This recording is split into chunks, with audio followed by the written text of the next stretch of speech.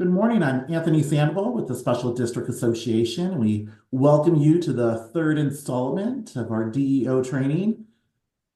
Just a couple of household items to cover is if everyone will continue to stay on mute during the presentations, that just helps if we have any interruptions in our offices. Also is we will take questions at the end of each section. Please use your raise hand function.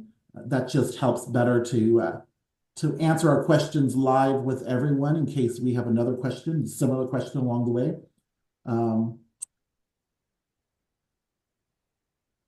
Let's see, we're getting people in. Then we will have everyone answer their questions one by one. We have the experts here with us today, Sarah Luchin, Mickey Mills, and Joe McConnell. Okay, Joe, if you are ready to share your screen. Again, this is being recorded and will be on the SDA website. It will also be on the DOLA website as well. Joe, when you are ready. Actually, okay. I'm Joe. We're going to start with Mickey Mills and Sarah Luchin, and your presentation is up and ready. Let me know if I go too fast or need to speed up. But just say next slide, and I'll move it over. Thanks, Joe. Hi, everybody. Thank you so much for joining us in the third episode and final of the DEO 101 training. I'm going to be talking with you today about UOCAVA and Tabor election procedures, and Sarah will be happy to tell you all about mail ballot elections. Next, thank you. All right. Special districts are subject to compliance with UOCAVA for all elections conducted under the Colorado Local Government Election Code. This is a requirement for both polling place and mail ballot elections. This means a ballot must be mailed or transmitted to any eligible elector within your district who is designated as a cover voter under UOCAVA. Now, these ballots must be transmitted no later than 45 days prior to the election, which is technically Friday or Saturday, March 22nd, but I usually get them out on Friday, March 21st. Now, this is next week, so you need to start planning for this now. The date is well in advance of the date by which the ballots must be printed, so it is not a problem to simply create your UOCAVA ballots from your computer and printer.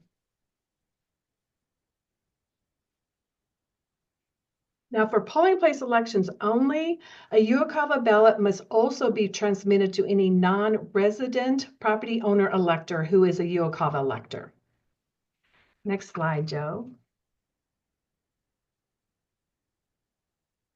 Now, for a mail ballot election, to determine who the UOCAVA voters are, you simply need to request the list of the UOCAVA voters that reside within your district from the county clerk for each county in which your district is located. Now, this list will provide the requested method of delivery of each UOCAVA ballot, whether it's email, fax, or regular mail. And you can only transmit a UOCAVA ballot to those electors who are active voters. Inactive UOCAVA voters will request a ballot directly from the DEO. Next slide. Now, for determining the UOCAVA voters in a polling place election, you will also need to request the list of the UOCAVA voters that reside within your district from the county clerk. Now, that's the easy part. You will then need to obtain a list of all taxable real and personal property within your district from the county assessor for each county in which your district is located. Then you will need to determine which of your non-resident property owners electors are also UOCAVA voters. So you will also need the list of the statewide UOCAVA voters, which you can simply obtain that from your county clerk. This list will also provide the requested method of delivery, whether it's mail, fax, or email. Next slide. Now, to begin determining which of your non-resident property owners are UOCAVA voters, once you have received your property owners list, you will need to pare down that list. This is the exact same procedure to determine who your eligible electors are in a mail ballot election. So from your property owners list, you're going to remove all property owners who are not natural persons, such as corporations, partnerships, trusts, etc. All property owners that have an out-of-state mailing address, all property owners that have the same address as the property address located within the district boundaries, and then, of course, all duplicate names. Once you have pared down the property owners list, you can simply compare those property owners' names remaining on the list to the statewide UOCAVA voter list. Now, unlike a mail ballot election, you don't need to confirm voter registration first, since all you are doing is searching for the property owner's name on the statewide UOCAVA voters list. Again, only those UOCAVA voters listed as an active voter shall be issued a UOCAVA ballot. Now, depending upon the size of your district, this process could take some time, so please plan accordingly so you aren't caught off guard. Again, this is just next week. Next slide. Now, once you have your list of UOCAVA voters, you should create a UOCAVA poll book, which will include the name of each UOCAVA voter and the method of delivery for each UOCAVA ballot. Your poll book should also include the ballot number issued to the voter, which should be on the ballot stub, the date the ballot was mailed or electronically transmitted, and the date the ballot was returned. Next slide. Now you can start creating the ballot packets for mailing to all those UOCAVA voters requesting the ballots by mail. Now, the mail ballot packet must include the UOCAVA ballot specifically issued to that elector, the return envelope with a special UOCAVA voter affidavit. Now, this voter affidavit is different than the voter affidavit printed on the regular mail or absentee ballot return envelope, so do not expect to use the same return envelope. And of course, a secrecy sleeve with instructions for returning the ballot. Now, for electronically transmitted ballots, the ballot must include a UOCAVA ballot issued to that elector, again with the ballot stub number, in text format on 8.5 by 11 paper, and the electronic transmission cover sheet, which will include the electronic transmission ballot instructions and the voter affidavit, which must be signed by the voter and returned with the voted ballot in order for that ballot to be counted.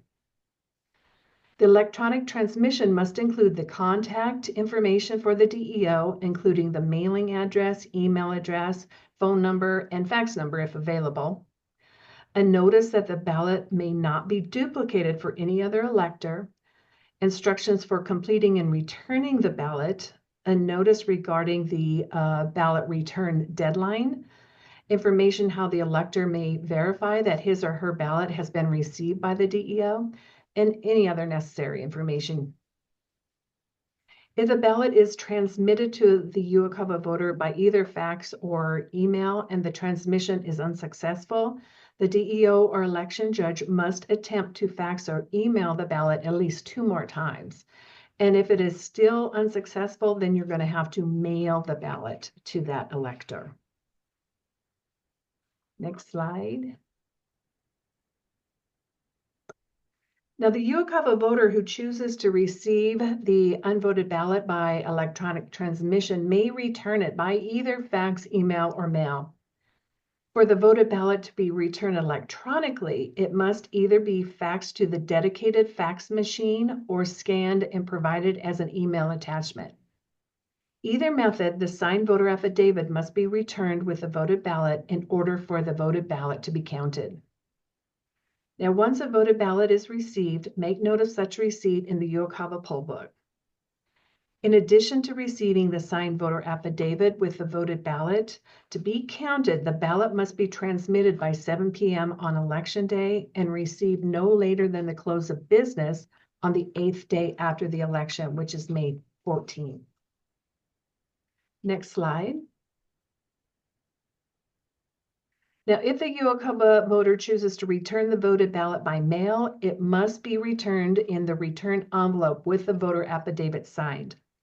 In addition to the signed voter affidavit, in order for the ballot to be counted, it must be postmarked by 7 p.m. on election day and received again no later than the close of business on the 8th day after the election, again, which is May 14th. Now, once you receive a voted ballot, always make note of that receipt in your UOCAVA poll book. Next slide. That is about it. Very similar to sending out absentee ballots or even mail ballots as far as keeping track, preparing a poll book and keeping track of the receipts and what is sent out. So are there any questions?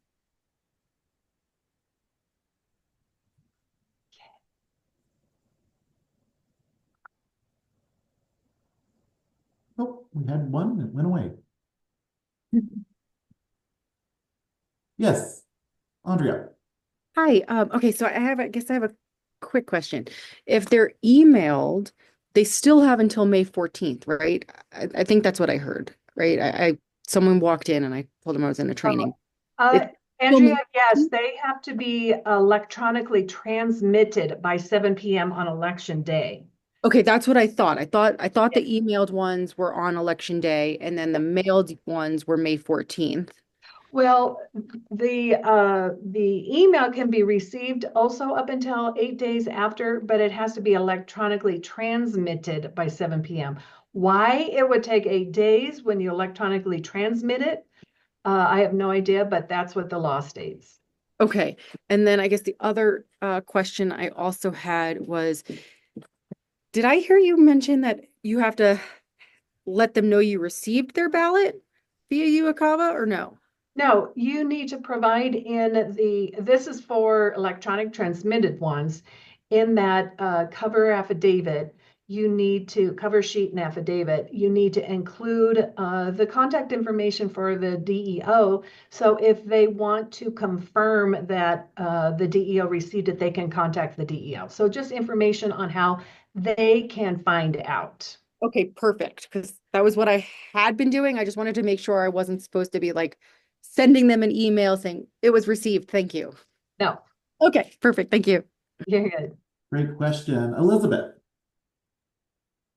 My question is for if they're sending the ballots back electronically, they're going to be emailing them back to me if they email them back. Am I supposed to print those out for the election judges, or how do I handle that part? Yes, as they come in, you'll need to print those out and keep them in a secure location, and you can just keep them with the absentee ballots along with the affidavit. Anyone else?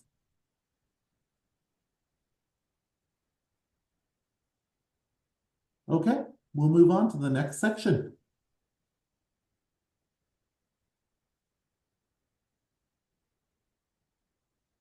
Morning. Thank you guys for being here. I'm Sarah Luchin, also from Kanger Law. So I'm going to talk about mail ballot elections. So let's go over those steps for that process. Districts will need to have their mail ballot plan on file by March 12th, which is today, by end of business. That mail ballot plan will need to either be at the district's main office or the DEO's office if that happens to be different. These are the only places that this plan needs to be filed. You don't have to file it with or submit it to the Secretary of State. There's no requirement for that. If you are not working with a law firm on your plan, the DLG has a sample plan available on their website. And I'm sure Joe would be happy to direct us in that where those forms are. The mail ballot plan, it should include the location where your electors must return their voted ballots and where new or replacement ballots can be obtained. The location isn't required to be within the boundaries of the district, but it should be a place that's convenient to your electors. Next slide, Joe. Election list and supplies. So you have until March 27th to order the list of all taxable real and personal property within your district from the assessor, and the voter registration list from the clerk and recorder of each county your district's located. But keep in mind, you will need those lists sooner rather than later to identify all of the eligible electors, because depending on your district size, the process could take a bit. So you'll want to definitely plan ahead and order your lists as soon as possible. It's especially important if you have a Tabor issue, which Mickey will be talking about on the ballot. You'll need the lists early to determine who should receive a Tabor notice, because that notice must be mailed at least 30 days before the election, which the deadline is April 4th. So after you've certified your ballot, which you should have done by now, you need to start arranging for the printing of your election supplies. So those supplies will include your ballots, the return envelopes with the printed voter affidavit, which is different than the UOCAVA, as Mickey had just said, the mailing envelopes, and the secrecy sleeves, which will include the voting instructions. Now, the deadline for ballots to be printed is also April 4th. Next slide, Joe. Okay, election judges. So the last day to appoint election judges is 15 days prior to the election. That is April 21st. Mail ballot elections, you'll need the election judges earlier rather than later, so don't wait until the deadline to make those appointments. You must appoint at least 2 election judges, that's the minimum, but the number is going to be definitely based upon the size of your election and the number of ballots that will be mailed out and returned. So you want to make sure that you have enough of those judges to handle the size of your election. To be qualified as an election judge, they must be registered to vote in Colorado. It doesn't have to be within your district, just a registered voter in the state. They need to be willing to serve and attend a training class, never have been convicted of a felony, and not a candidate on the ballot or an immediate family member of any candidate on the ballot. So each appointed judge, election judge, must sign a certificate of appointment and an acceptance of appointment form. And you can send those forms for signature by email or mail, and then have your election judge return those to you for your district's election records. Next slide, Joe. Like I had mentioned, the number of judges is very important because you will need enough judges to check the voter eligibility, issue new or replacement ballots, receive the voted ballots, handle any walk-in electors that may have questions or are requesting a ballot, and then ultimately count the ballots and certify the unofficial election results. Each election judge is required to attend an election judge training session. So the training can be as early as March 22nd, but I like to schedule those training sessions closer to when the judges will start their duties, and that way the information is fresh in their minds. The SDA will be producing an election judge training webinar, so that should be sometime in April, I believe. Okay, next slide. So we'll talk about eligible elector lists. So once you receive your initial list of registered voters and property owners, you'll take those and begin creating your eligible elector list. And those are who you'll be mailing ballots to. So every active elector on your voter registration list will automatically receive a ballot. However, you also need to identify your non-resident electors. So to do this, and it's a bit of a step, but to do this, you go through your property owners list and you will remove anyone who already appears on your voter registration list, because they're, as I just said, they're going to already receive a ballot. If your district spans multiple counties, make sure that you're checking all of the lists to remove any duplicate names. No one should ever receive more than one ballot. And then additionally, those property owner lists, you're going to want to remove all any property owners that are not natural persons, like corporations, trusts, family, LLCs, because those entities are not eligible to vote. Okay, Joe, next slide.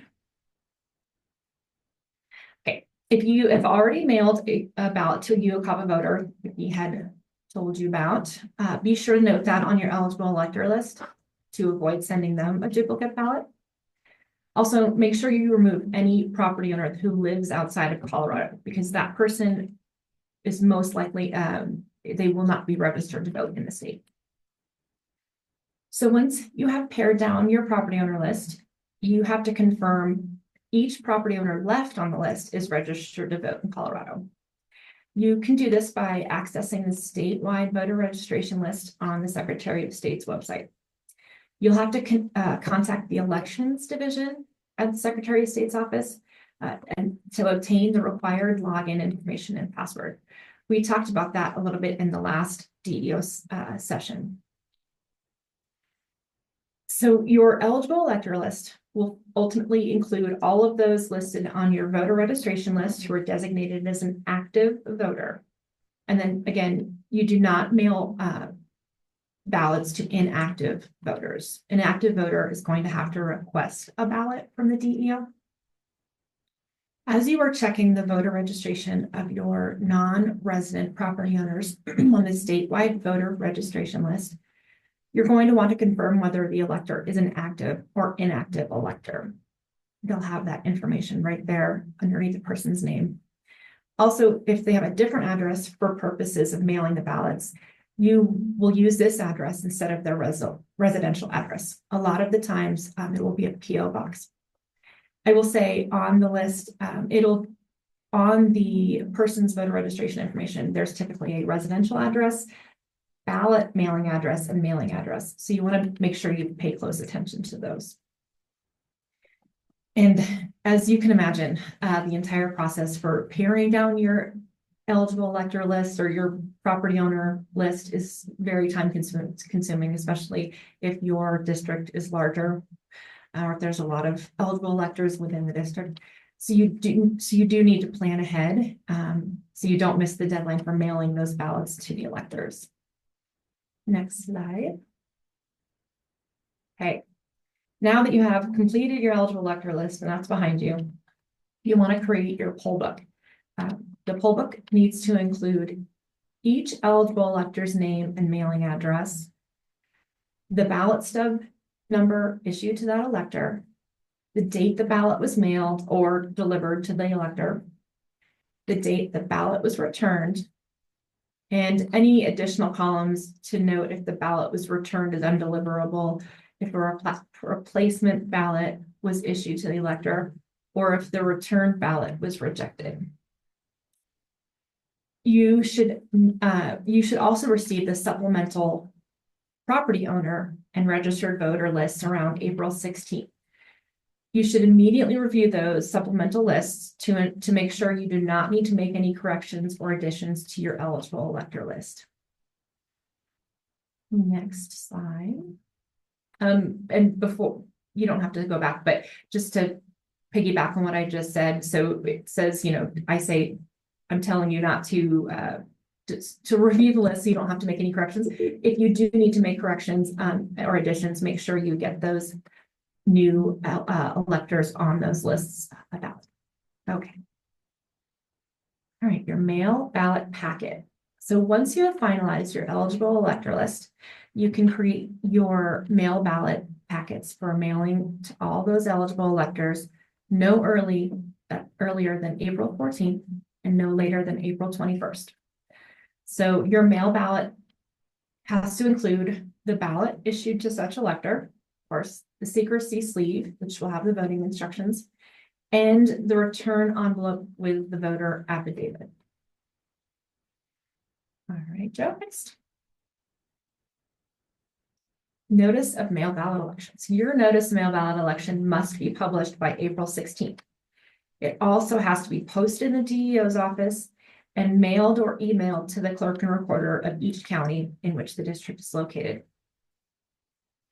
Since April 16th is a Wednesday, your legal publication may publish on a Thursday or Friday. Be sure to plan ahead and aim to publish the week before the deadline, April 16th. If the district is located in more than one county and there isn't one newspaper which has general circulation within your entire district, then you must publish publish in a newspaper of general circulation in each county in which the district is located and in which there are 50 or more eligible electors of the district. Next slide, Joe.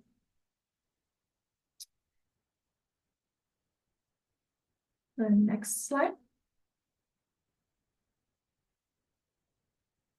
There we go. Thank you.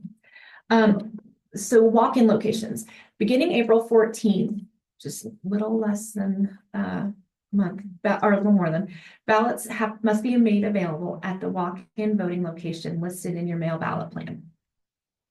These are for inactive electors or those whose eligibility wasn't clear when the ballots were first mailed, like people who were registered to vote or bought property in the district after the county clerk or assessor provided the lists to you, or spouses and civil union partners of property owners. So you also have replacement ballots available at the walk-in location. Your location should be open between April 14th to May 5th during normal business hours, whatever your office may be, whether it's 9 to 5 or 8 to 4. And then from 7 a.m. to 7 p.m. on election day. All right, next slide, Joe. So to obtain a new or replacement ballot, the elector must complete a request for mail ballot form. The DEO or one of your election judges can process this request and confirm the person's eligibility, or if the person has already previously been issued a ballot, and if so, if you've already received that ballot. If a ballot has previously been issued to the elector and it was returned, obviously do not issue a replacement ballot to such elector. If the ballot has not yet been returned, a replacement ballot can be issued, and the first ballot that's been returned shall be the official ballot, and the other one should be rejected if it's ever returned. If a ballot had not been issued to such person, and if eligible, then a ballot packet can be mailed or provided to such eligible elector. The poll book should reflect that a new or replacement ballot was issued. That way, you have everything straight and make sure that there's not two ballots issued. An eligible elector can also obtain the ballot from a walk-in location, and they can make that request prior to 7 p.m. on election day in order for the ballot to be counted. In order for the ballot to be counted, it must be returned to the DEO or an election judge by 7 p.m. on election day. All right, Joe, next slide. A mail ballot log must be maintained on a daily basis. You want to maintain that so it reflects the number of returned envelopes received and the number of ballots returned as undeliverable. This log will also be used later by the election judges, so make sure that it's completely accurate and up to date. You need to keep the mail ballot log in a secure location so it can't be altered in any way or lost or anything else. Next slide. Counting ballots. So April 21st is the earliest day your election judges can begin counting the ballots. It is very important to maintain the secrecy of the count until after 7 p.m. on election day. So it's not recommended for election judges to start counting this early, especially in smaller elections. Only the election judges and any appointed watcher should be aware of the ongoing tally. And then, of course, election judges can be counting throughout the election day, throughout election day. Next slide, Joe. The day has come, election day. After 7 p.m. and once your count is complete, the election judges must certify the unofficial election results and post the unofficial abstract of votes at the walk-in location for at least 48 hours after the election. Make sure that the results are visible. You can see them from the outside of the location. So if someone wants to stop by, they can see that it's visible. As Mickey had mentioned, in order for a UOCAVA ballot to be counted, it must be postmarked or electronically transmitted by 7 p.m. on the day of the election and received by the DEO by the close of business on the 8th day after election.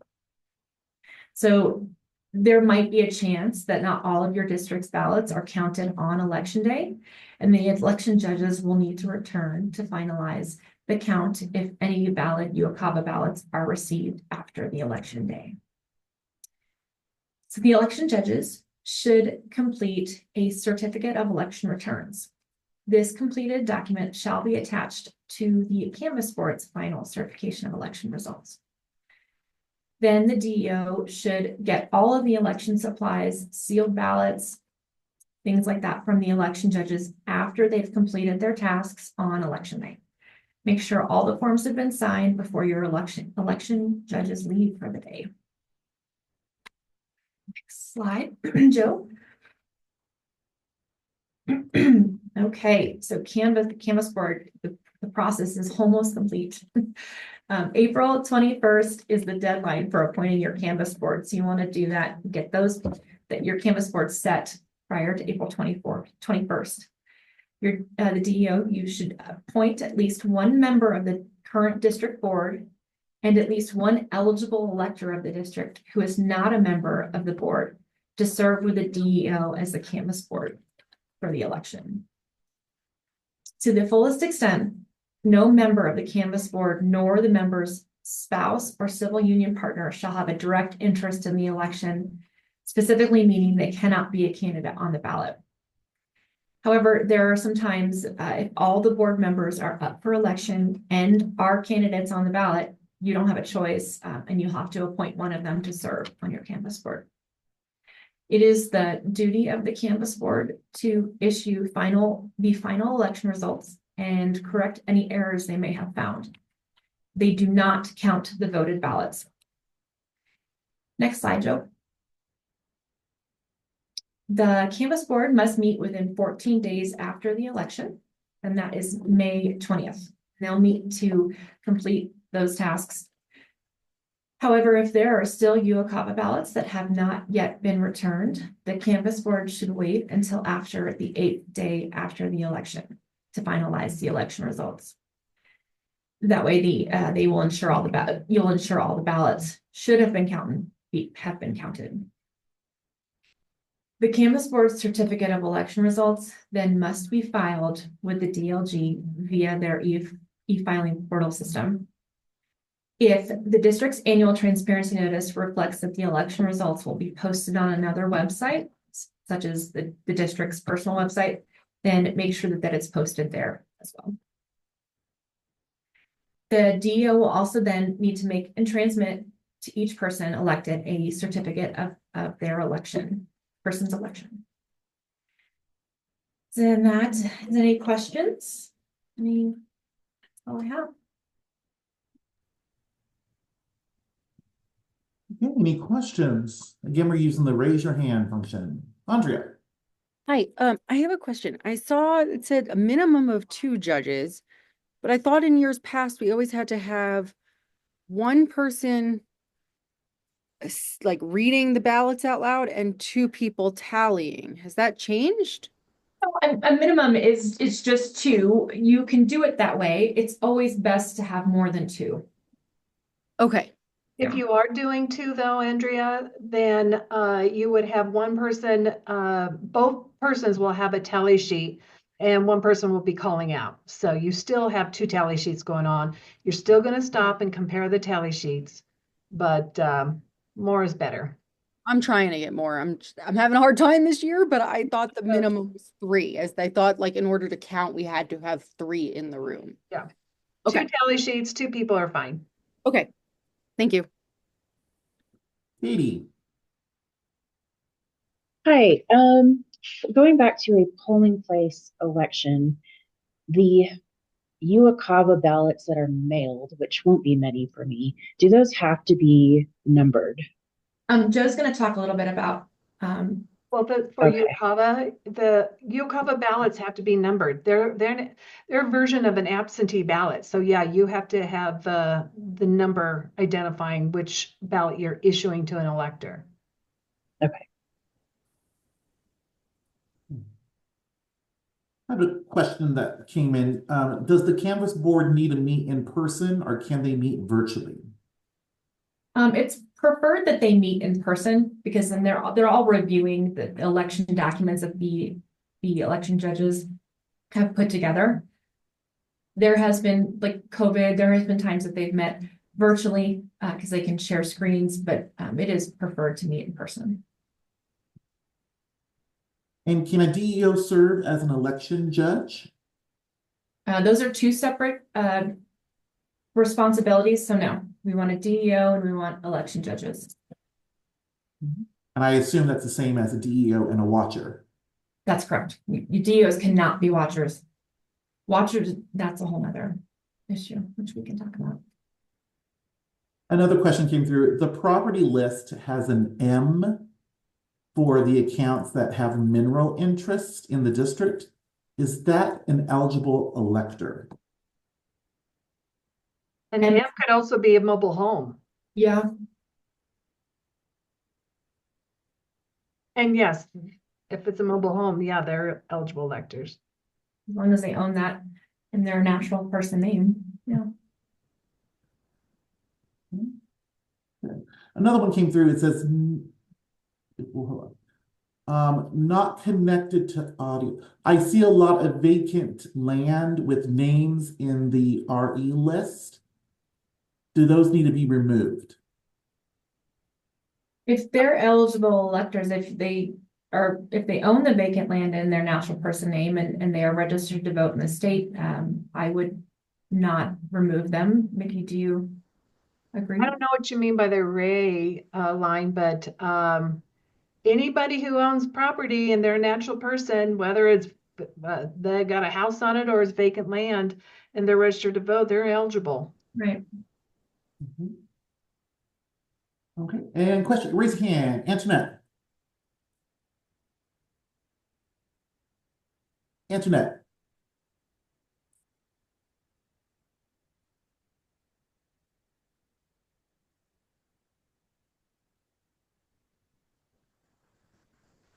I'm not sure. Are we hearing? I don't hear anything. Okay. We can come back. Okay. I had one individual, they can't raise their hand. Is it an assumption made that out-of-state addresses are likely not to be registered voters in Colorado? Or do they need to confirm with the Secretary of State? That's a good assumption. If they have a mailing address outside of the state, they're not registered in Colorado because they're not residents. And a ballot format question. If you have a district that is asking a question on the ballot, but there is no candidate for the only open director seat, would you include the director section of the ballot and state there are no candidates for this office, or would you remove that section entirely? Nope, you will, that's exactly right. You will keep your director or that spot there and say that there are no candidates for this position. Can a deputy DEO serve as an election judge? No. No. So no, okay. Keep in mind, DEOs are completely separate from election judges in the sense that they cannot do the same duties. Another question. We have a property who has their ownership info marked confidential. Oh, I thought we answered this one. I answered it for you in the You did. email. Okay. To confirm the DEO shouldn't be in the room when votes are counted. Correct. DEOs, that is correct. They should not be in the room when the election judges are counting. Only election judges and watchers are allowed. Elizabeth, do you have a question? Yeah, well, it's kind of two parts. When is the earliest I can appoint election judge? And I already have one, and we're a very small district, so we're going to do two. And I have a list of people that I'm going to contact, but I already have one. Should I appoint them at the same time and wait until I find my second one, or can I do the appointing as I find them? I would do the appointing as you find them. But the April 21st is that first day. Oh, I'm sorry. That's Deadline. You can do it anytime. you can do it, yeah, anytime. Next question. Understand about the DEO rules and responsibilities. Do the same rules apply to the deputy DEO? Yeah, Yes. the deputy DO is just the assistant. Mhm. If you sent UOCAVA ballots, is it required to hold back some of the ballots on election night to wait and count later with any UOCAVA ballots that might come in? No, count them all. Are DEOs allowed to provide candidate contact information if requested by current board members? That's a good question. Contact information is it's a touchy subject. Some people don't want their information to be sent around, but I don't, Mickey, correct me if I'm wrong, I don't think there's anything prohibiting it if it's a board member asking. It's public information. It's already at the Secretary of State's office. Yeah. Mitch, you have a question? Yes, can employees of the district be election judges? If Is- they're otherwise qualified. Mhm. Okay, thanks. Maddie, you have a question? Just to piggyback off of the providing candidate contact info, we've got some different groups in the area that want to kind of do their own candidate forums separate from ours. So they're asking for the contact info of our candidates, so we can just kind of give those out as requested because it's public info. I would say so, but Maddie, you might want to ask your candidates. But I Yeah. would say so. Okay, thanks. Mitch, do you have another question? No, sorry, I'll take my hand. No problem. Mhm.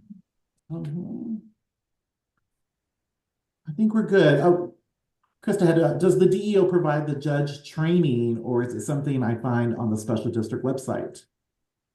Your DEO that's a yes to both. Your DEO can provide that training. There's also training on the SDA DLG website. And are they required to have watchers? Watchers are appointed by your candidates. That is completely up to the candidate if they would like watchers. So if there's watchers, but it's completely up to the candidates. Any other questions? Elizabeth?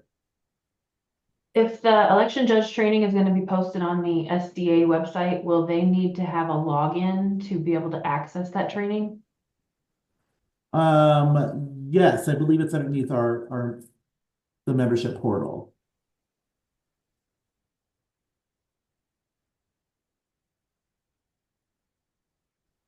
Question came in, for a polling place election, are the ballots at the polling place in envelopes with the affidavit? No. Joe will be talking about polling place elections. And also election judge training will include that information, but the only, for polling place elections, the only reason you would need an affidavit is if you have an absentee ballot you're mailing out. Okay, I think we're good with the questions. Next section. Woohoo. All right. Let's now talk about the Taxpayers' Bill of Rights, also known as TABOR. A TABOR ballot issue is only that which is subject to the TABOR restrictions, such as a tax increase, a debt authorization, multi-fiscal year obligation, de-Brucing or revenue stabilization. So like a term limit waiver ballot question is not a TABOR issue. So you don't need to do a TABOR notice for those kind of ballot questions. Now, all TABOR elections must be conducted as a mail ballot election, and they can only be held during the November general election, the November odd year election date, or the district's regular election date. Next slide. Now, prior to a TABOR election, a notice of such election must be prepared and mailed. TABOR is very specific as to what must be included in this notice based upon the specific ballot issue being presented to the electors.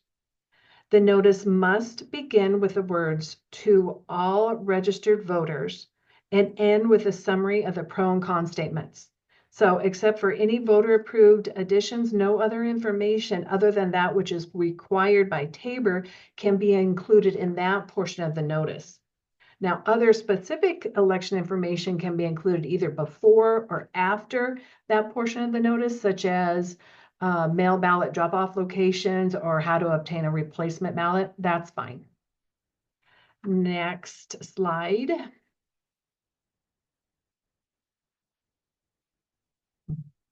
Now, the Tabor notice must be mailed to each household where an active registered elector of the district resides. Now, if there are only inactive electors residing in a household, you don't need to mail a notice to that address. Now, the deadline for mailing the Tabor notice is no later than 30 days before the election, which is Friday, April 4th. Now, the DEOs of overlapping districts conducting Tabor elections must discuss the preparation and mailing of the Tabor notices as a package to those electors in the overlapping area.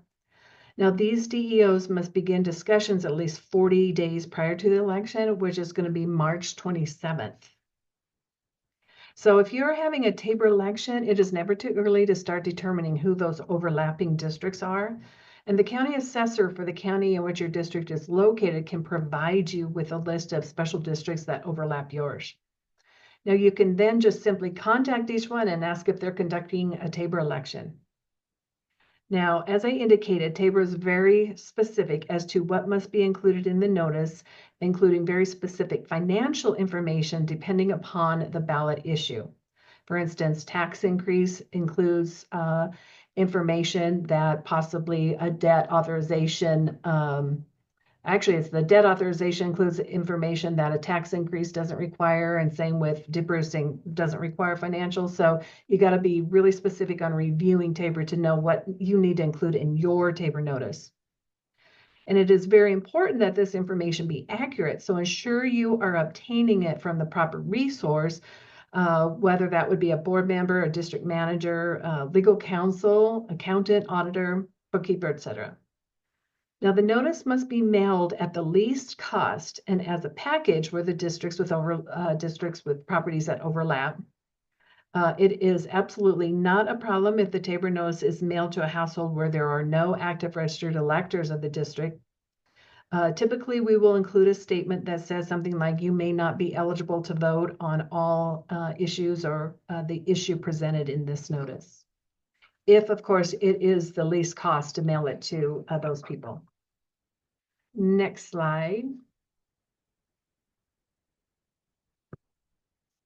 Now, the DEO will also be required to summarize any pro and or con comments received and include those summaries in the Tabor notice.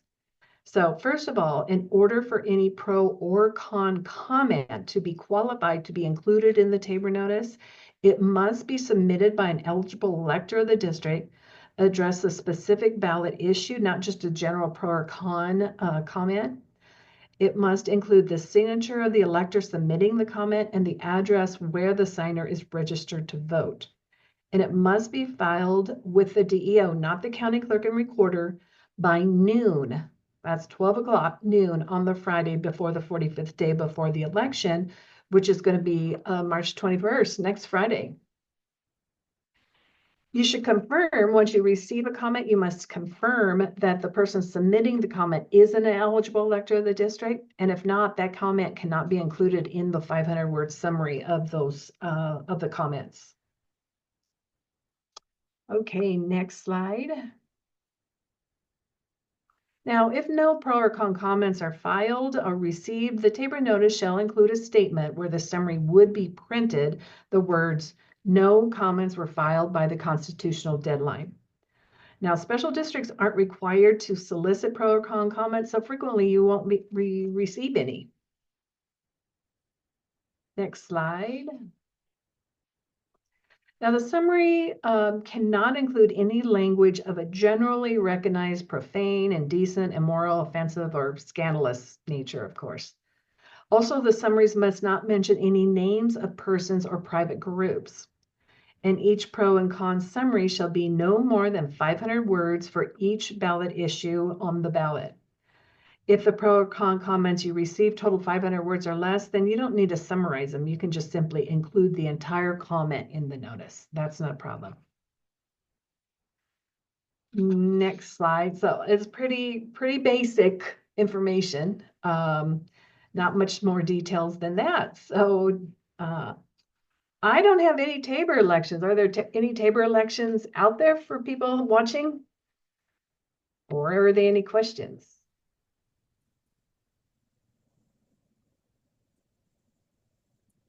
Everybody's waiting to have their Tabor elections in the November so the county clerk can do it. That's what we're doing.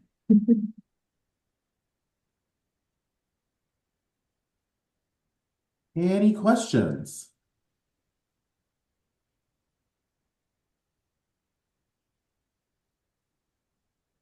All right. I do want to correct myself. As I was saying it, then I was thinking I'm saying it wrong. I will have all of our recordings open to everyone, so it won't just be SDA members. So you will be able to access them.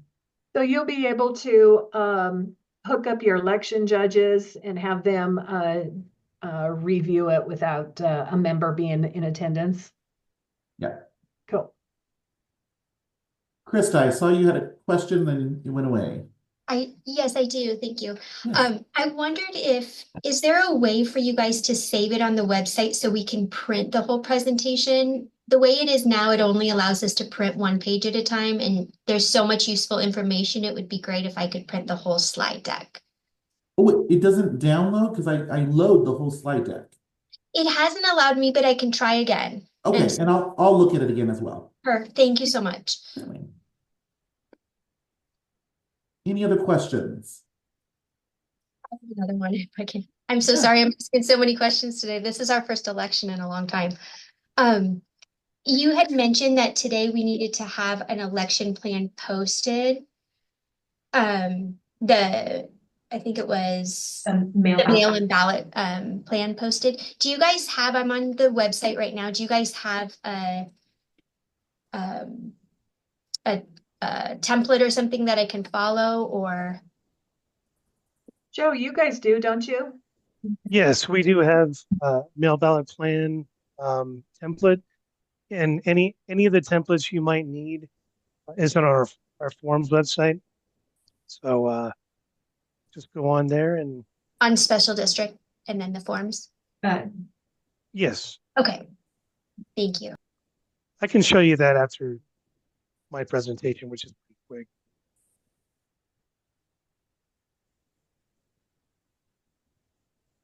Any other questions? Okay, Joe. All right, this is about 15 minutes. Hopefully I'll hit everything we can think of. If not, we'll have time for questions. All right. If electing directors is the only thing on the ballot and you're doing your election in-house, a polling place election is often the most cost-effective type of election, with the exception of very small districts with very few voters or weird geography. Mail ballot elections are generally easier to administer. They're more laborious up front, like Mickey and Sarah were mentioning, but they can also be kind of cost prohibitive for some of our districts just because of the mailing costs. Now, of course, a mail ballot election is required if your ballot includes Tabor related issues. But if you have term limit questions, which is not Tabor related, that can also be posed at a polling place election. Inclusions and exclusions may be also conducted by polling place.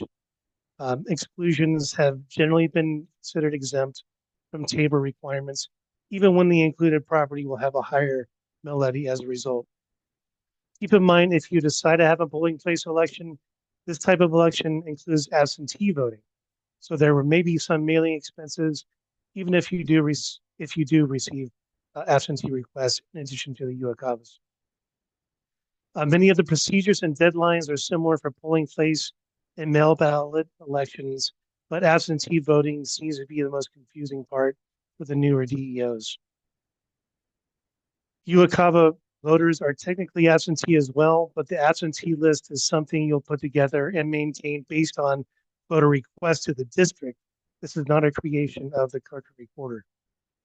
Part 10 of the local government election code is where we conveniently find our absentee voting laws.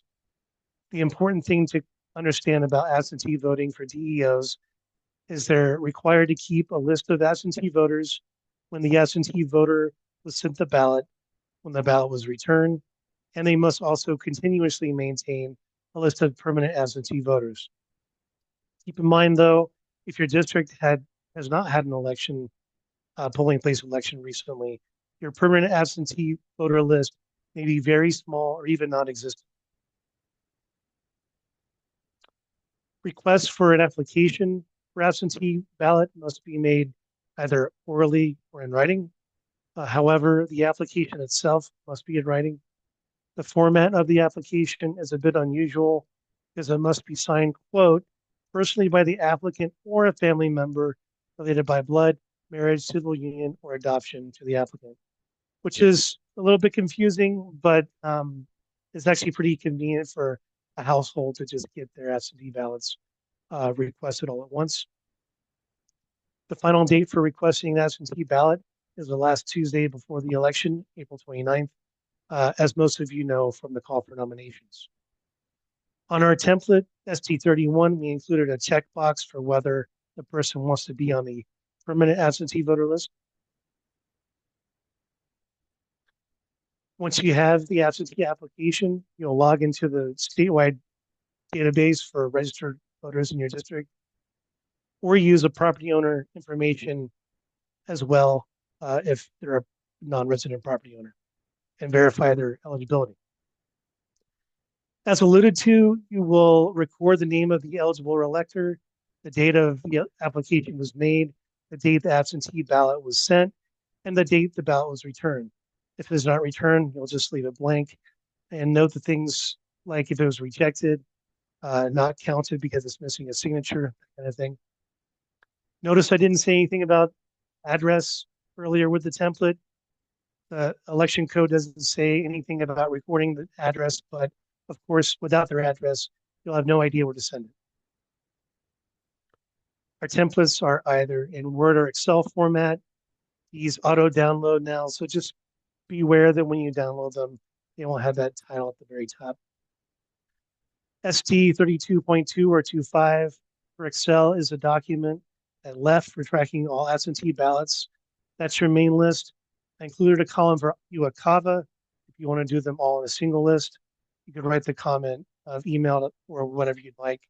In the middle document is the permanent absentee list, 32.3 or 0.35 for Excel.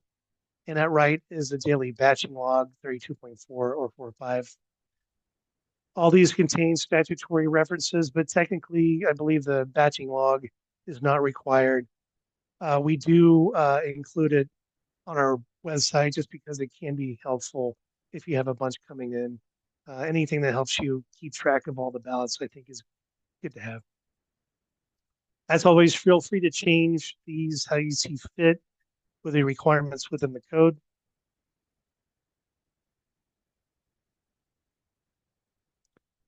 If you have an existing permanent absentee voter list, remember that voters are removed from the permanent absentee list for any of the 4 reasons shown here. So you'll need to evaluate your permanent list before each polling place election. Probably the most common way a person is removed is the 2nd or 4th. For reason number 2, the form is returned to you as undeliverable because the addressee has changed without notifying you, and your absentee ballot will be sent do not forward. Number 4, the director is no longer eligible. You'll know this because you're going to evaluate it before you ever send it.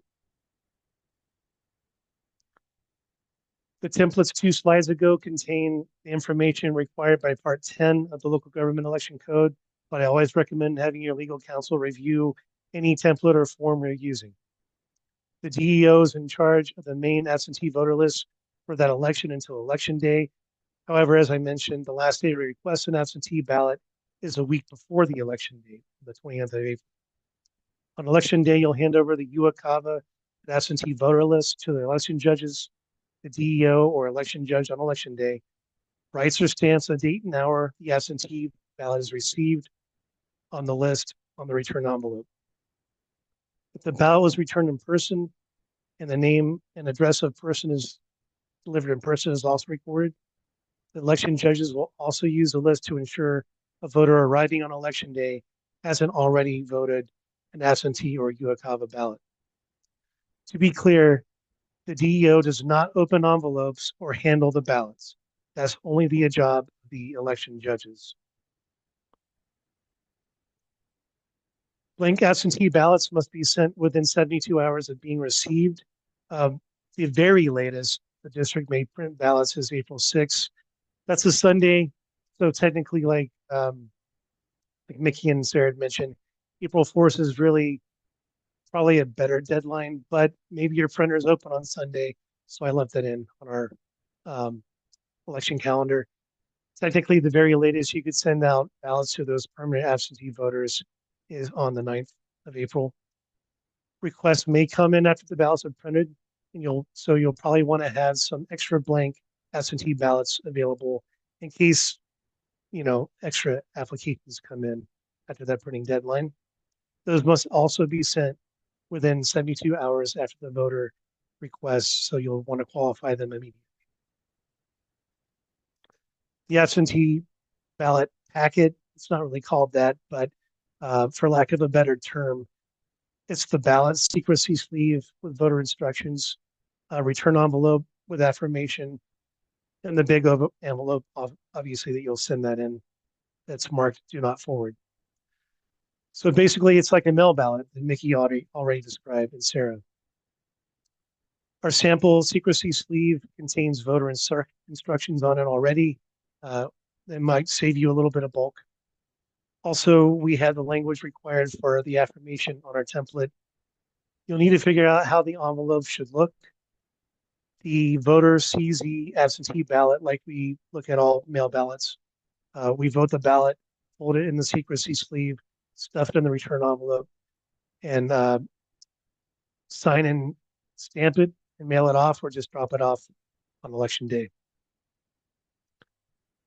After the absentee request deadline, which is the Tuesday before the election, voting at the polling place on May 6th is the only remaining option, except by emergency ballot, which requires extensive documentation that a person is confined to their bed or hospital.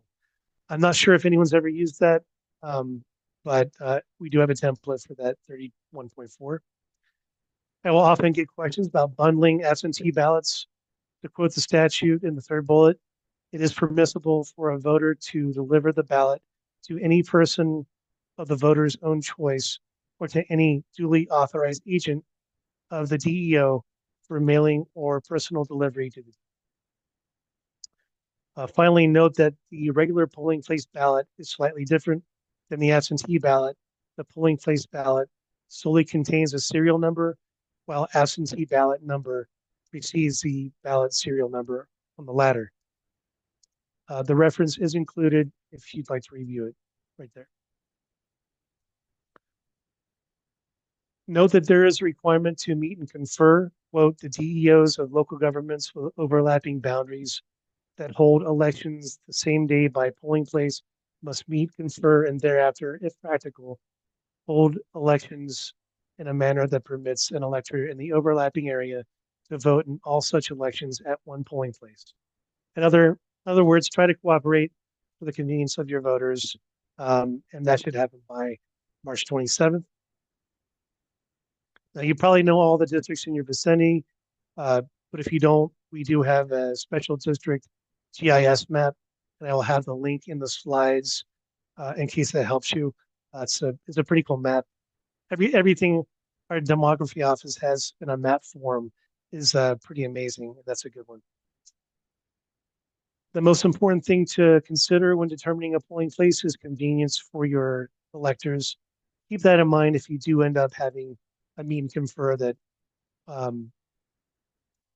you don't want to confer just for the heck of it. You want your voters to be happy too. Also, if your board resolution for your election has a polling place location that differs as a result of your meeting, you may want to amend that. Here are some more notices. The sign designating the polling place goes up 20 days out. We'll also publish and post a notice of election, just like the mail ballot election. It's not on the calendar, but you'll want to post the no electioneering sign and demarcate 100 feet from where the voting will occur. Some of the more rowdy districts might need a reminder for that. All of these are on an election calendar. We've gone over the first three a few times. You will order your registered elector list from the county clerk and recorder and the assessor list with the property owners by March 27th.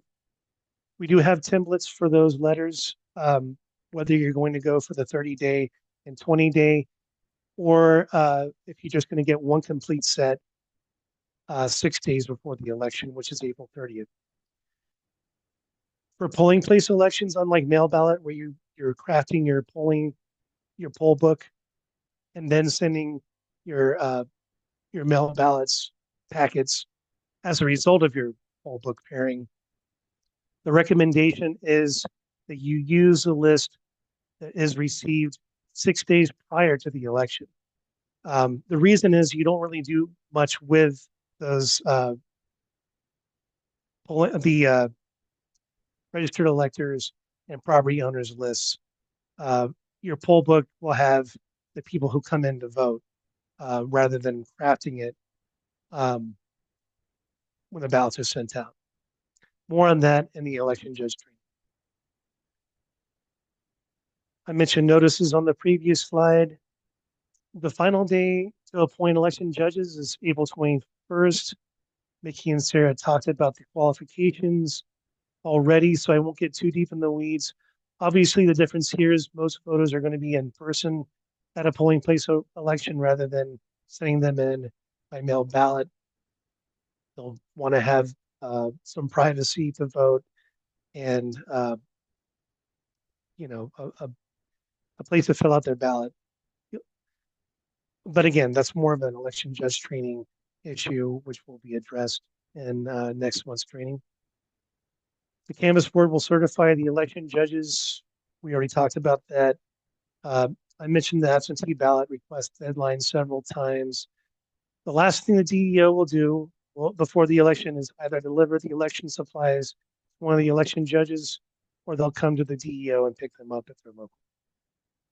And also, I'll just to let everyone know, I will be available all day on election day, 7 to 7, as it says on that last bullet there. So your polls open at 7 a.m., close at 7 p.m. on May 6th. If you have counting judges, they may be counting the ballots as the day goes. If you don't have counting judges, the counting does not begin until 7 p.m. Mickey and Sarah, I believe that's one of the big reasons you always recommend having more than 2 judges, so that one of them may serve as a counting judge, that and all the breaks that you're going to want to have them take during the day. Absolutely. I never appoint less than 4. So 2 can be counting and 2 can be doing the, handling electors. Yep. Yep. And it's, if you've ever served as an election judge, it can be a really long day. And so, shifts. Yeah. So the more that you can appoint is probably better.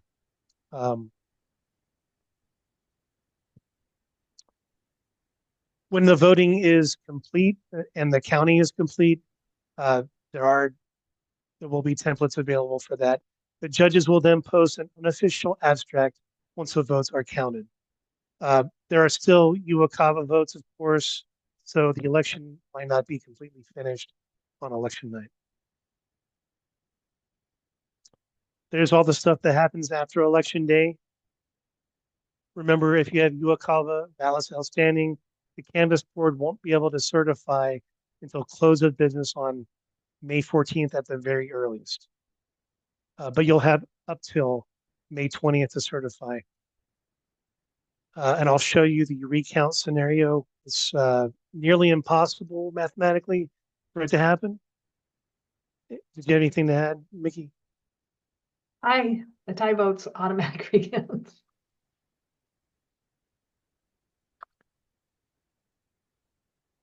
I briefly mentioned this last time, but take a look at our ST27. If it comes up, a national recount is pretty rare. To simplify this, the separation between winning and losing candidates would have to be greater than 1 in 200 votes to trigger an automatic recount. Recount can also be requested by a candidate, but at their expense.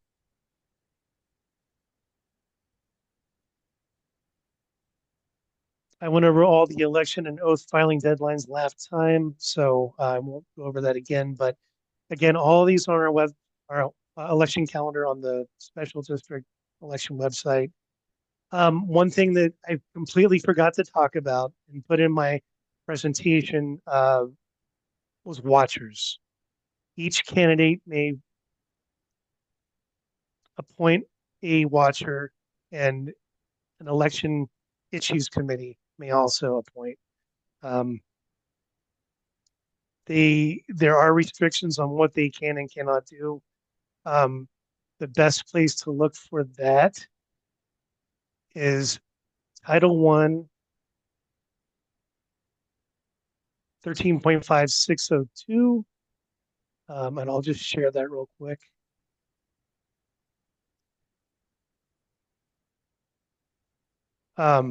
This is one of those where I recommend if you're having trouble with a watcher, or if you think you're going to have trouble with a watcher, let your attorney know ahead of time, because if they're interruptive or disruptive, they can be removed. If you have a feeling that a watcher is going to be unruly, maybe keep that in the back of your mind.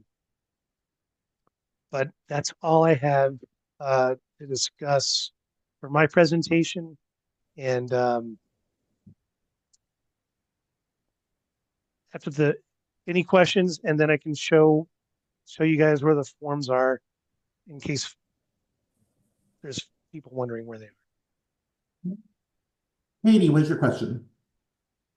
It's my understanding that districts can share judges.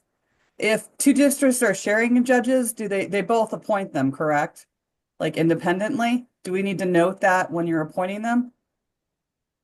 Well, yeah, each district will appoint their election judges, and then you guys just work it out when you on election day, and work it out how they're going to get paid and stuff like that. But yeah, each district has to appoint election judges. So, yeah, they're both my districts so I would have them each independently, but I don't need to put in there that they're shared judges or anything. No, a lot of times that isn't determined until close to election day.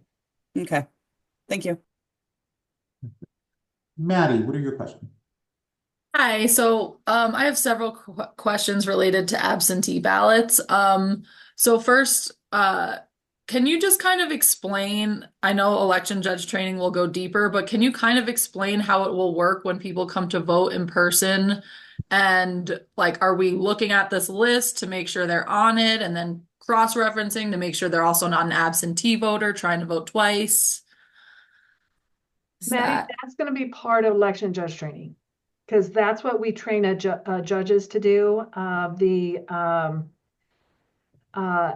Everybody who received or who was issued an absentee ballot and a UOCAVA ballot, those should be identified on like your voter registration list or property owners list if they're a non-resident property owner.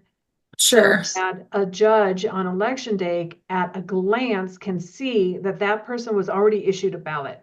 Then they're Okay. going to go to the absentee poll book or the UOCAVA poll book, as the case may be, to find out if that person actually did return their ballot. If you have, Okay. it's important to make note of when ballots are returned for situations like this. And if it was not returned, then the polling place judges can issue that person a ballot, and that poll book, as the case may be, the absentee or the UOCAVA poll book, should be noted that if that ballot was received, it should be rejected. And it might be that the person stuck it in the mail and then was Yeah. afraid it wasn't going to be received in time for election day, and then it came in the mail on election day. But that ballot is rejected.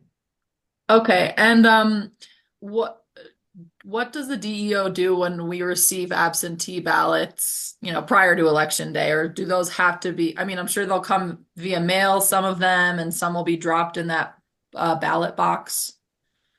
You note that they were received on the poll book, and then you keep them in a secure location and provide them to the election judges on election morning so they can start counting.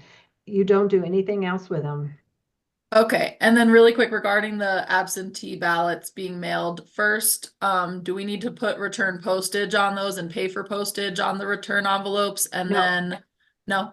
Okay, and then on the form that you guys have on the website, Joe, you mentioned that permanent absentee checkbox. Can we remove that to discourage all the people applying for that? No.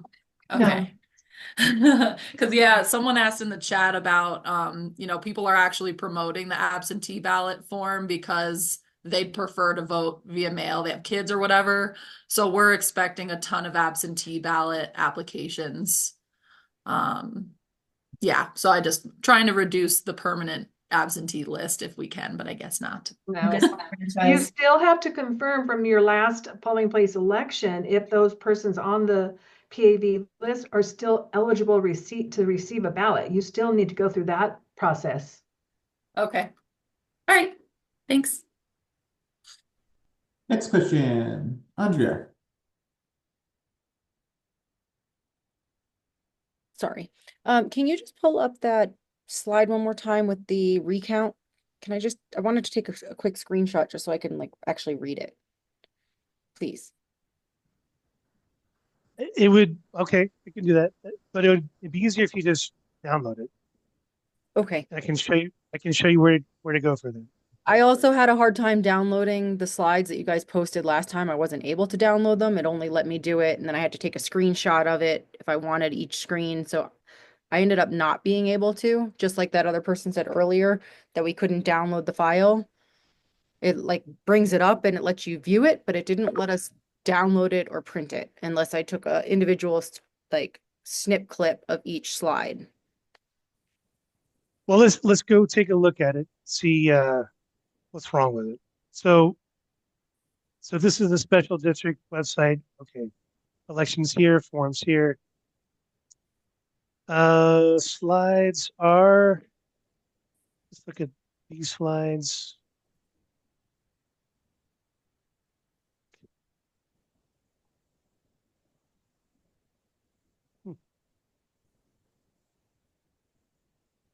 Well, that's good to know.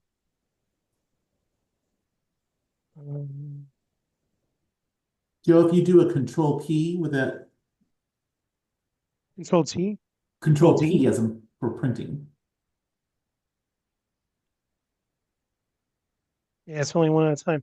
I'll talk to our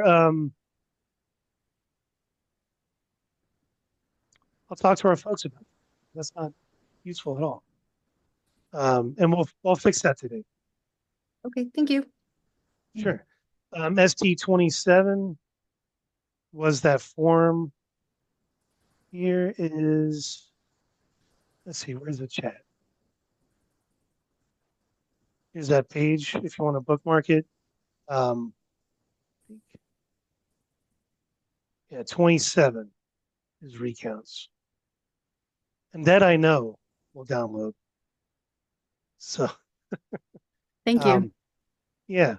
And so there's our website.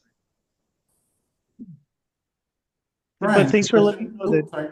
I'm just saying, I'm glad I know that that didn't come out right. It was, I'm sure in the, an attempt to make it more accessible, but sometimes it makes everything worse. So, Brian, do you have a question? Yeah, hi, thank you. Our GM would like to reach out to a candidate that's particularly uninformed about our district, just to give them a sense of what to expect. I think our candidate communication, the DEO, I've just given them the bare minimum legally, and we've told staff not to reach out to candidates just to not create any perceptions of bias. But I guess could you talk a little bit about Fair Campaign Practices Act, or any, I guess, parameters that you would recommend in terms of DEO and other staff communicating with candidates? Well, that's a big question. Fair Campaign Practices Act, you don't do anything for the candidate. They have to do that themselves, as far as if they have a candidate committee, other than filing the self-nomination forms last week. Like I've said before, I usually provide my candidates with a link to the Secretary of State's website, so they can at least be alerted that if they're going to start doing any sort of receiving donations or spending money, even their own, that if they go over $200, they're going to have to file some stuff with the Secretary of State's office. So I communicate that. If a candidate contacts me and has questions about the election, I let them know. I would say, regarding Fair Campaign Practices Act, you don't want to go out and start saying you support this candidate during company business hours and such like that. I don't know what kind of communication you're specifically talking about. Is it specific to the election or specific to campaigning for the? Not necessarily campaigning, just new candidates that know nothing about the district, know nothing about when the board meetings are or how board meetings run, or they just know nothing. So our GM would like to proactively communicate with them. So Even before they're elected? yeah. Which seems like better to find out what you're getting yourself into now, but it also seems like a slippery slope. Well, I mean, unless you're talking about the campaigning stuff, that's not a violation of Fair Campaign Practices Act. I mean, if you're just giving them information about the district. Yeah. That's Okay. up to you, yeah. I personally would wait until after they're elected. But that's up to you. and remember, the budgets are public documents, the audits are public documents. Here's our budget, reading it. That's Mitch. Okay, I have a few questions. So with inactive voters, do they get to vote? Because I've got that on the registered voters list. You have active and inactive. Are they allowed to vote? Yes. If in a mail ballot election, they're going to have to request a ballot. They're not automatically sent a ballot. If they come to the polling place, they get to vote. Okay, great. Another question. So with the absentee ballots, I saw in the stubs that it shows that it's an absentee ballot. Do we create 3 different styles of ballots? So you have a UOCAVA ballot, an absentee voter ballot, and then a polling place or a walk-in ballot? 3 different styles. Okay. Different stub numbers. Yes. Styles are the same, stub numbers are different. Right. And then one other question, and I'll leave you alone. Some of our employees would like to go out on their own and somewhat campaign for our existing directors. Can they do that if they don't say that they're from here? They don't use any of our equipment or anything. Can they do that? If it's on their own time, that's their right. Okay. I just wanted to make sure, because they are asking, and I don't want to tell them, oh yeah, you can absolutely do that. I just wanted to make sure that it's clear. They can't be marked in our gear. They can't represent themselves as an employee, right? Right. Okay. So they have to act neutral. Okay. Right. They're campaigning as an elector. Right. Okay, thank you. Thank you. Maddie, do you have another question? Yes, thanks. A couple of ballot related questions. So I did reach out to someone that DEO group recommended for printing ballots. I didn't get a response. That was a couple weeks ago. Why wouldn't we just print the ballots ourselves if they're pretty straightforward? How many do you have to print?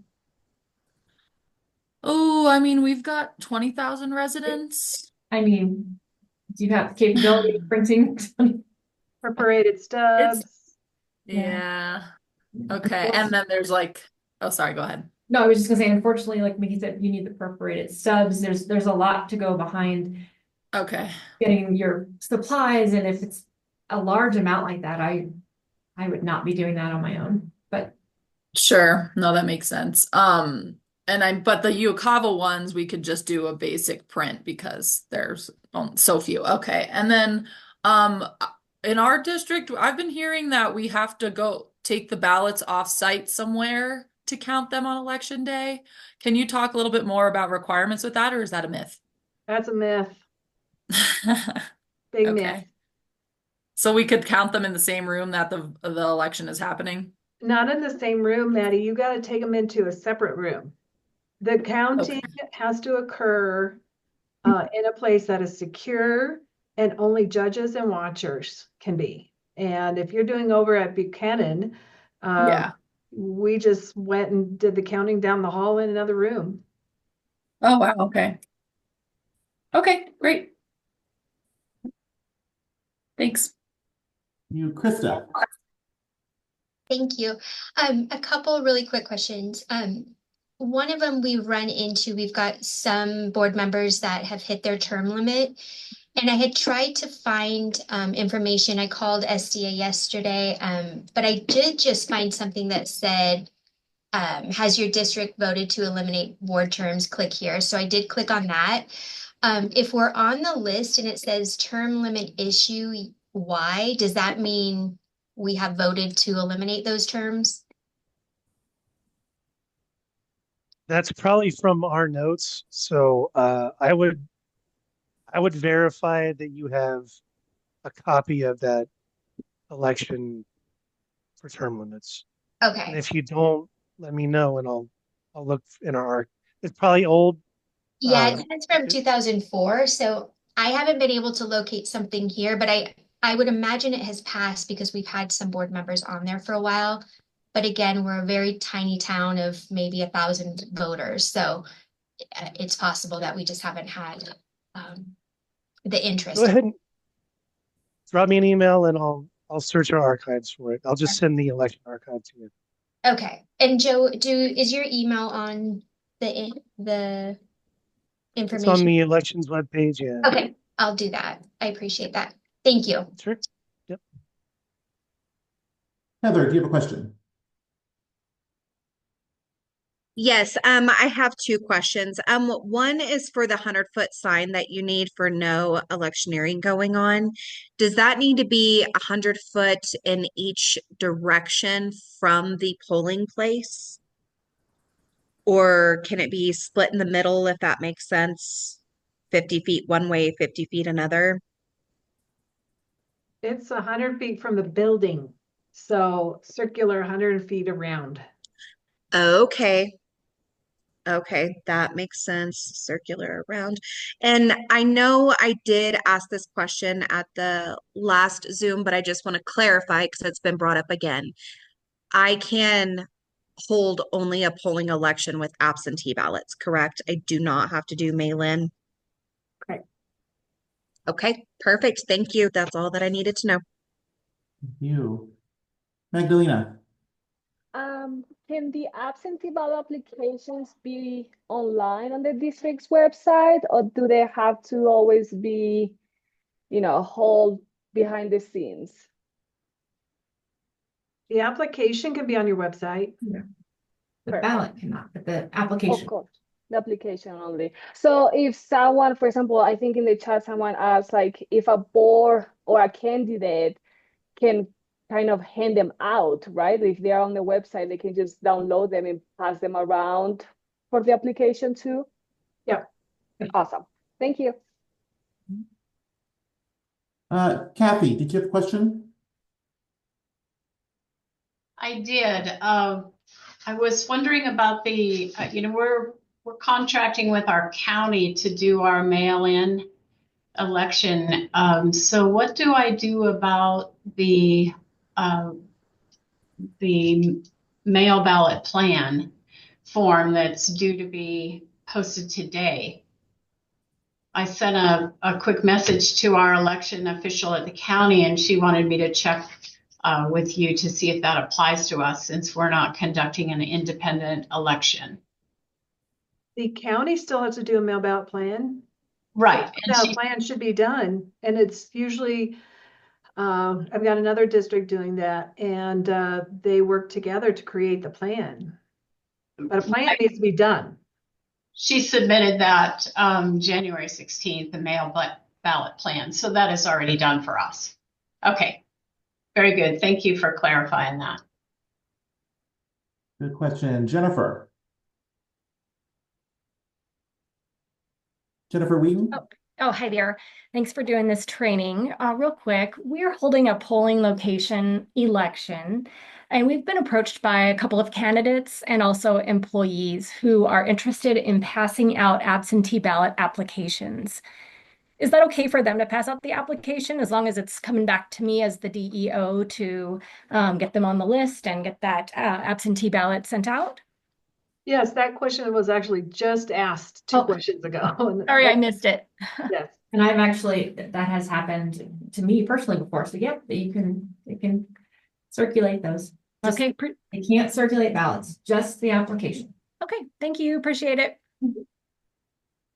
Andrea, do you have another question? Your hand just up? I do. I noticed, thank you. I noticed we have the mail ballot election going on. I know that the ballots can get mailed out between April 14th and April 21st.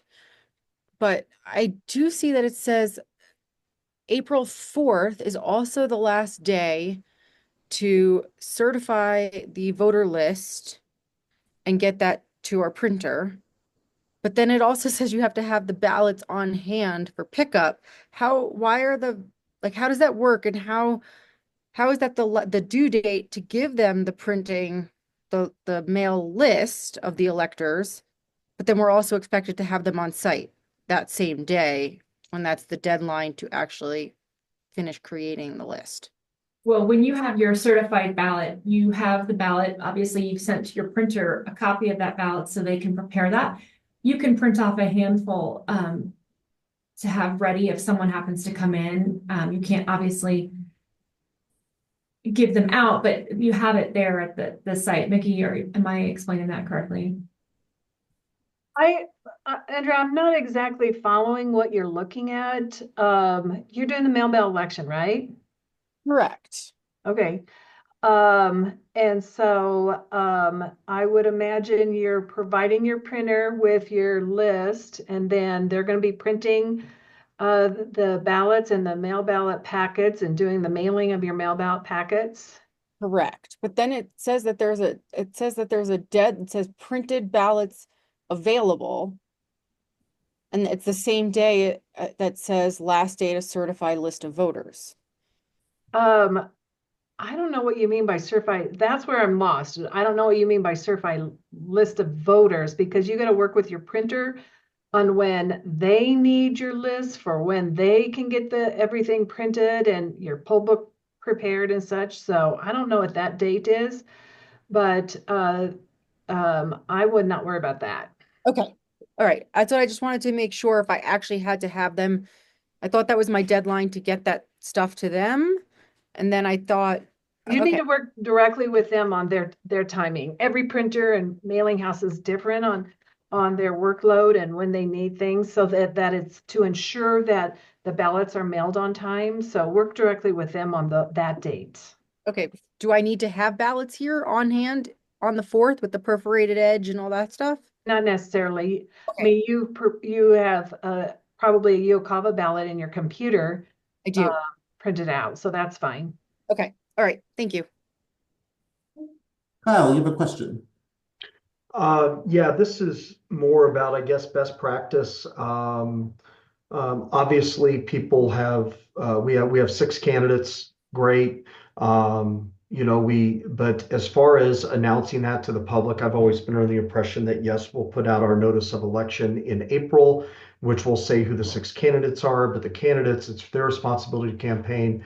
Is best practice also to put like names on the website or do something else, or just wait until the actual date to list them, because there are some that are believing that maybe we're trying to hide who's running, but we're not campaigning for them. They can campaign all they want. So I just wanted to see what the best option was.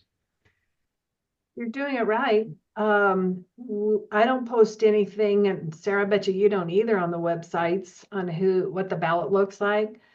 You certified your ballot. If anybody, wants to know, they can ask, but no, it is unfortunately the candidate's responsibility to get their name and their word out there. Thank you. Welcome. Question come through. How or when is it decided which position which candidate fills?